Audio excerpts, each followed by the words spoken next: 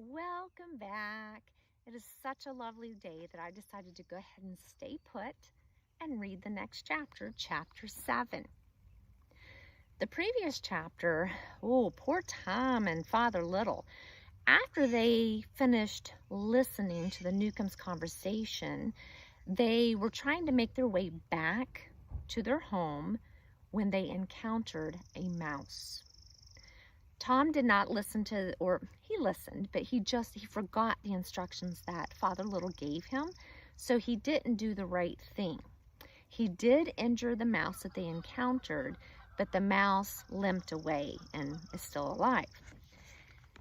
In chapter 7, we're going to learn of a new plan that they come up with. Are you ready? Here we go, chapter 7. Mr. Little and Tom were not the only littles who fought with mice that day. Uncle Pete and Lucy had a narrow escape in the cellar. They had been burning trash of the hot water heater when 2 mice trapped them. Uncle Pete and Lucy were under the water tank next to the burner, and there was no safe way out. At first, Uncle Pete tried to fight them off with his bow and arrows. But the old bowstring broke with the first shot, and he missed. Luckily, Uncle Pete had made 2 torches from burnt matches he found near the heater. He had wrapped rags around the ends of the matchsticks. Then he dipped them in a puddle of oil near the furnace. When the bowstring broke, Uncle Pete lit the torches. He and Lucy waved them at the mice and frightened them away. Back in the safety of their rooms, Uncle Pete made a new bowstring. He waxed it carefully and strung it on the bow. "Someone's going to get hurt if this keeps up," said Mrs. Little. "When are the Newcombs going to help us?" "Probably never," said Uncle Pete. "Tom has a plan," said Mr. Little. "It's a good plan, and I think it will work. Tell your idea, Tom." "Well," said Tom, "those Newcombs never see the mice, so they don't bother to set traps. Right?" Tom's mother nodded. "Suppose we show them a mouse. Then they'll know. Right?"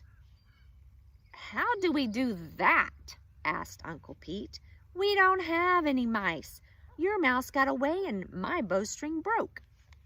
"We don't want them to see a dead mouse anyway," said Mr. Little. "Then what on earth is the boy talking about?" asked Uncle Pete. "Get to the point." "Suppose I dressed up like a mouse," said Tom. "I could run across the kitchen floor right in front of Mrs. Newcomb." What do you think? Do you think that plan would work? Tom is suggesting that he dress up like a mouse and that he runs in front of Mrs. Newcomb. You think that'll work? Good heavens, said Uncle Pete. Is the woman an idiot? Couldn't she tell a fake mouse from a real mouse?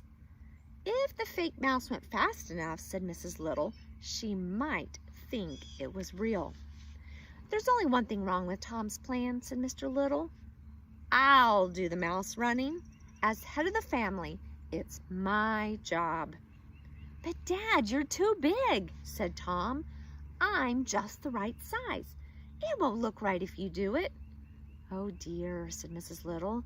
Do you think so? The boy's right, said Uncle Pete.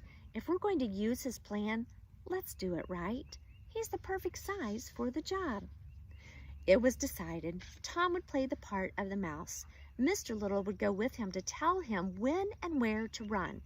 Granny Little set to work making the costume. So why did they decide to let Tom do the running? That's because Tom is much smaller than his dad. His dad wants to do it, but he realizes that he's too big and it wouldn't look right. So Tom is going to be the one inside the mouse costume who will run across the floor. Granny's making the costume, and Dad's going to help give directions when it's time to run. By the next afternoon, they were ready.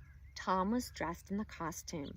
He looked quite a bit like a real mouse, even from close up.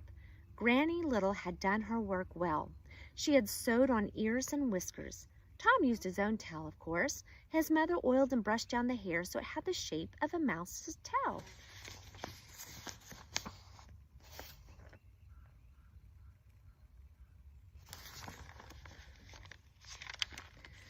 "Tom, you look a fright," said Mr. Little. Uncle Pete came into the room. "Mrs. Newcomb's in the kitchen now," he said. "It's time you two get moving." Just a minute, said Granny Little. She was on her knees making some last-minute changes. "It's too loose around the ankles. You don't want him to trip, do you?" Lucy stood behind her mother, sneaking looks at Tom. "Mother, doesn't he look awful?" she asked. "I want to see myself in the mirror," said Tom. Hold still, said Granny Little. She worked for a moment longer. There, she stood up and looked at her work. "Granny, it's wonderful," said Mrs. Little. "It's awful," said Lucy. The family followed Tom as he squeaked and galloped on all fours over to the mirror. "Tom," said Mr. Little, "this is not a joke. I want you to remember that." "I'm practicing," said Tom. "The boy is high-spirited, that's all," said Uncle Pete. "I was that way myself when I was his age." Mr. Little had to pull his son away from the mirror. "Come, Tom," he said. "We're wasting time. Mrs. Newcomb may not be in the kitchen for long." All the Littles went with Mr. Little and Tom down the passageway as far as the tin can elevator. Mrs. Little tried to kiss Tom, but the mouse costume covered his head. Instead, she pulled his tail gently. "Be careful, Tom. Do just as your father tells you," she said. "He'll be all right," said Mr. Little. "He knows what to do. We've gone over it and over it." "What's all the fuss?" said Uncle Pete. "They'll be back shortly." Mr. Little and Tom climbed into the tin can. They had rigged up the tin can elevator from an old soup can and bits of string tied together. The elevator dropped slowly out of sight. And if you look on the edges of the page, you can see their elevator that they made. "It's the first time any of the big people have ever seen any of us," said Mrs. Little, "and the only real part of Tom they'll see is his tail." Down in the kitchen, Mr. Little hid behind a wastebasket. He got ready to give Tom the signal to go. The tiny man held up his hand, waiting for the right moment. If Mrs. Newcomb was too close, she might step on Tom. But if she weren't facing the right way, she might not see Tom run across the floor. Mr. Little waited. Tom watched his father carefully. Mrs. Newcomb turned toward the wastebasket where Mr. Little was hiding. Mr. Little's hand dropped. Just then, Mrs. Newcomb started walking. "No, Tom, wait," whispered Mr. Little. Too late.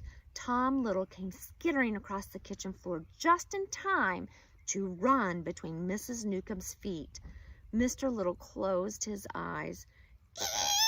"Ee!" shouted Mrs. Newcomb. "A mouse!" Mr. Little opened his eyes. Tom was safe under the radiator on the other side of the room. "Charlie!" shouted Mrs. Newcomb. "There's a mouse in the kitchen!" Mr. Newcomb came running. "This house has mice," said Mrs. Newcomb. "One of them almost jumped on me." "Take it easy, Liz," said Mr. Newcomb. He got down on his knees and looked around. "Charlie, you must get rid of the mice," said Mrs. Newcomb. "I won't live in a house with mice." "We'll get rid of them," said Mr. Newcomb. "The Biggs must have mouse traps around here someplace. Just don't get so excited, Liz. It's only a little mouse." "Don't get excited, you say," said Mrs. Newcomb. "You should have seen it. It ran straight at me. It might have bitten me. It came so close."